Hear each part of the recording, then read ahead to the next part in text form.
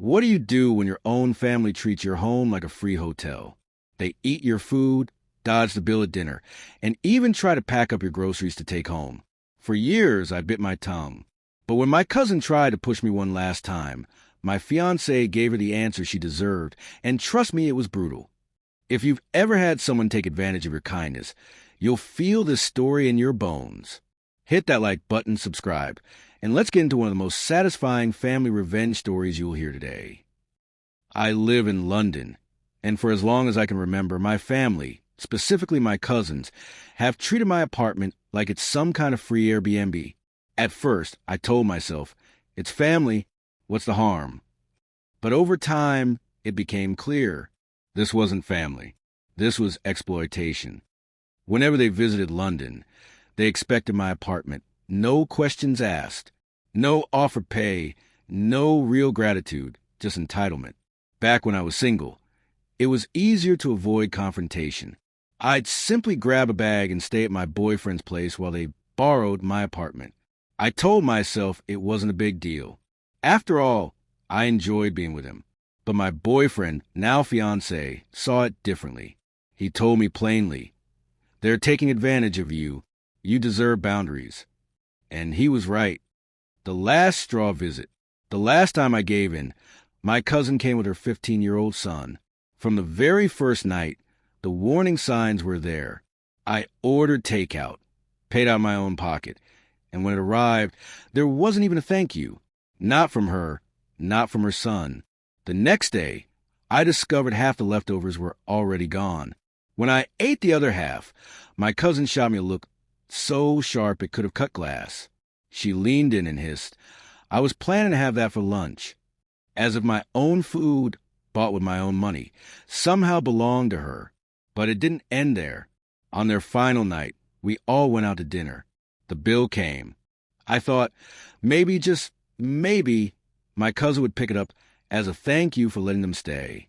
Instead, she pulled out her shiny iPhone, opened the calculator app, and meticulously added up only what she and her son had eaten. She pushed a tiny pile of cash onto the table and said, that's our share. Guess who got stuck paying the rest? Me, including the entire service charge. But the cherry on top, when they packed to leave, they didn't just take their belongings. No, they raided my cupboards. Half-eaten bags of crisps, bananas already bruising, open packets of cookies, muffins, pastries, breakfast cereal, even a half-empty bottle of milk. Like scavengers, they swept everything into their bags.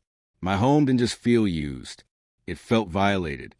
Drawing the line, after that disaster, I swore to myself, never again, but entitlement runs deep. When my fiancé officially moved in, my cousin messaged me again, asking if she and her son could stay. I explained politely, we don't have the space anymore. It's a one-bedroom, and we can't stay at his place either. Her response? An elaborate plan. She suggested we move our furniture around so she could sleep on the sofa, and she'd bring an airbed for her son in the living room. It wasn't a request. It was a demand dressed up as creativity. This time, my fiancé stepped in. He replied, not with excuses, not with apologies, just a simple list of nearby hotels. For once, I felt the weight lift off my shoulders.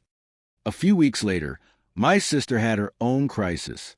Her Airbnb booking fell through last minute, and she had nowhere to go. Of course, I offered her the sofa. And you know what?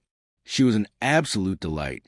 She bought me breakfast, spent the weekend laughing with us, and when she left, she didn't just say thanks. She left flowers in a vase with a handwritten card. That's family. The final showdown. A few days later, my phone buzzed. It was my cousin. She'd heard my sister stayed with me, and now she wanted the same. Her message was casual, almost smug. Since you let your sister stay, can we come over again? But my fiancé didn't hesitate. He sent the same list of nearby hotels. Her next move was pure desperation. She tried to negotiate. What if it's just me? I'll leave my son at home. I can sleep on the sofa. But my fiancé didn't budge. He replied with the exact same list of hotels. And that was the end of it. No more manipulation. No more free stays. No more watching my cousin walk out the door with my food under her arm like some bargain bin thief. For the first time, the cycle was broken. The satisfaction wasn't explosive. It wasn't dramatic. It was quiet, calm, powerful. Because sometimes the sweetest revenge is simply saying no. No to manipulation. No to guilt tripping. No to being treated like a free hotel. And the look on her face when she realized she couldn't push me, or my fiancé, around anymore? Family is supposed to mean love and respect, not entitlement. If someone treats you like a doormat, it's okay to draw a line, even if they share your blood. Sometimes the best revenge is protecting your peace. So, what do you think? Was my fiancé too harsh, or exactly right? Have you ever had someone in your family act entitled to your space or your things? Let me know in the comments below. And if this story gave you chills of satisfaction, hit that like button and subscribe for more tales of justice served.